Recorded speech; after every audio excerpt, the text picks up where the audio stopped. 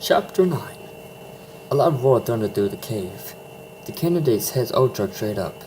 Shit, here we go, Trimmer growled. Wolves! A sentry shot from atop the farthest wall. A split second later, one of the candidates sprung on the dragon's back and bit down. The dragon bellowed, turned trying to head the beast off. When he couldn't get it off, the dragon flopped down his back hard, crushing Tag underneath. Before the dragon could recover another pair of wolves pounced on him and began to attack his soft belly scales. The dragon cried and struggled to knock the wolves back as the other guards hurried to help him. Spyro, Cinder, and Spyro and Sparks rushed out into the halls. Already the city was alive and filled with the noise of dragons rushing to defend their home from the snarling invaders. Sam and Amber rushed up with Stella and Gaia close behind. What's your my Candace? Spyro asked, his eyes searching for the two candidates. I don't know, Gaia shook her head. He was gone when I woke up. Last I saw, they were with each other. Stella piped up. I'm sure they'll be okay together. Granted they don't kill each other first. Spike shook his head. As long as they have each other, that's better than them being alone. Spike nodded. Come on, we have to defend the city. Right, the other dragons nodded. The guys dove over the nearest railing and shot towards the outer walls.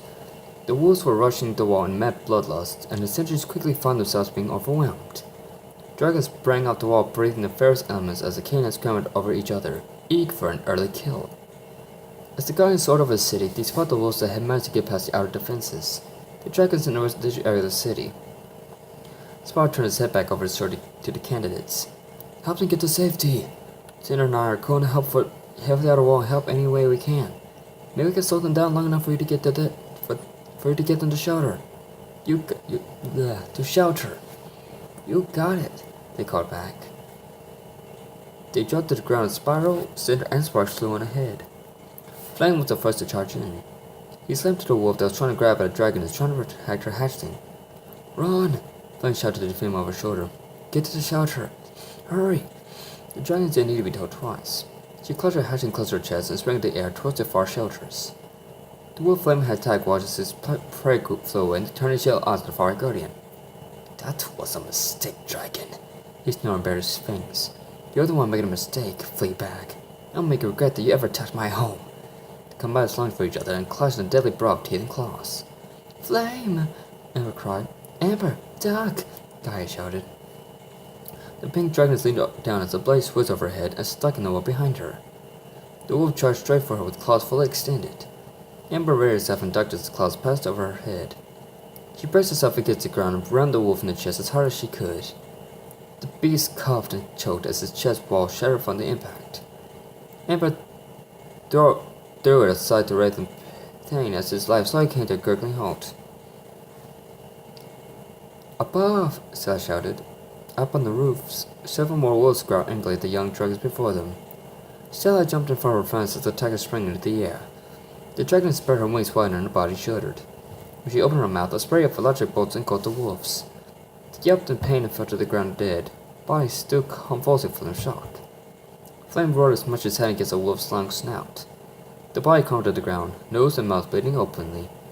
Another attack leaped between two Furians and attempted to take Flame from behind. The firebreaker swung his horns and cut the wolf's arms in them.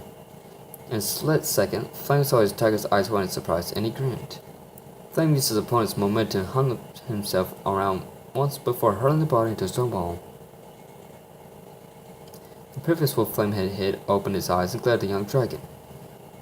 Emma spotted the monster get up. Flame behind you! She cried and drug kicked the wolf into several of his packmates. Flame threw his head just as the wolf grabbed him by the horns. The monster lifted him and stubborn head hit hard against the ground. Flame saw stars as he was lifted again and stumped into a wall. The wolf grabbed Flame by the throat and sprang high into the air. Amber saw time begin to slow down as the wolf ready to put a quick end to Flame's life.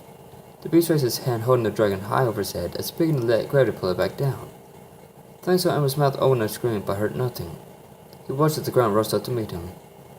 Just before the wolf could turn Flame into a bloody smear on the ground, Gaia sprang in the air and smashed her horns into the wolf's arms, forcing him to release the guardian. Flame's body bounced across the ground and slumped against a wall. High up, the wolf spotted the dragon body fall away from the relative protection of his companions. They barked in anticipation and leaped to a high arch. Oh no you don't! Amber shouted as she watched the wolves descend upon her mate. He's mine! She threw herself in front of them. A tremor grew throughout her body and she let loose an ear-shattering cry. The wolves cringed and covered their ears at the high-pitched noise. A split second later, flames erupted from Amber's body.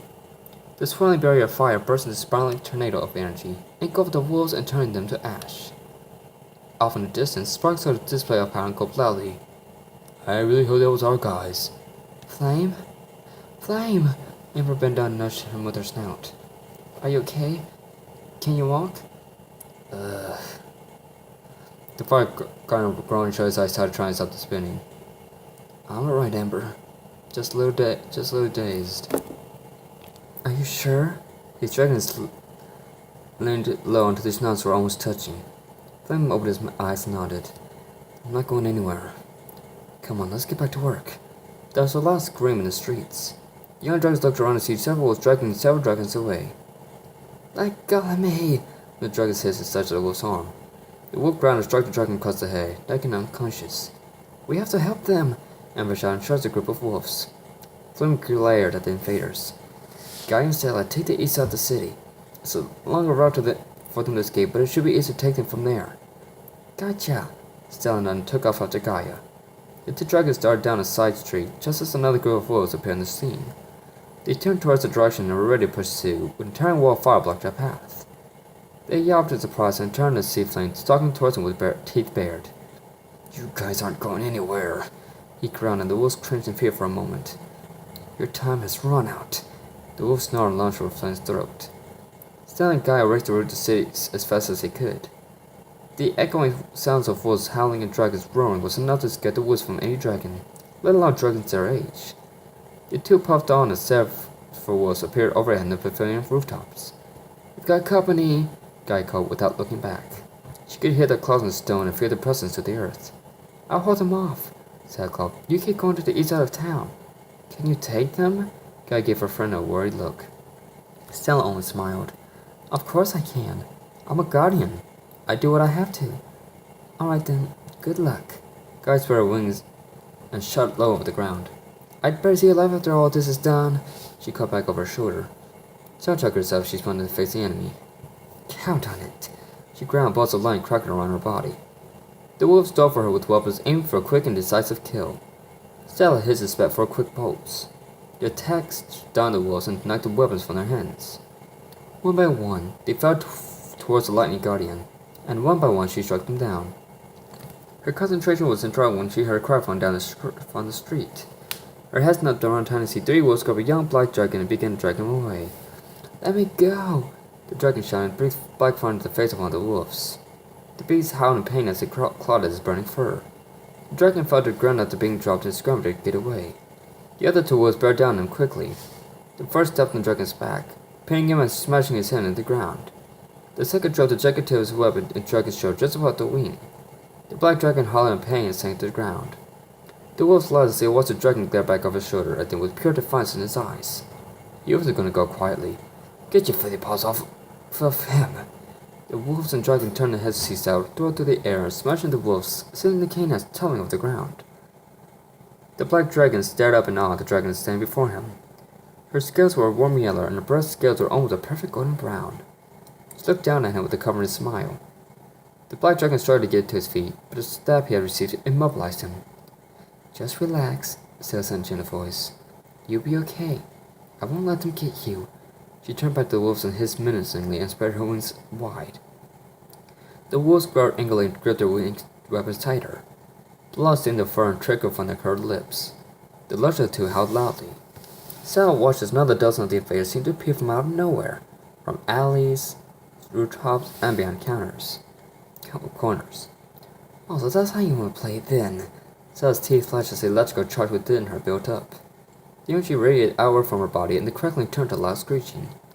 Sarah's eyes began to glow yellow as her energy began to manifest in the form of a large female dragon. The guardian of manifestation reared up on their hind legs, clawing the air wildly. A shrill roar pierced the wolves' ears, and they fell to their knees, trying to tear their ears off to get away from the stabbing pain. Sarah's roar died off, and she waited for the wolves to rise before a grin spread across her mouth. Let's go, you monsters! The manifestation spread its wings wide in a brilliant display of power. There was a flash of energy, and an angry roar thundered throughout the city.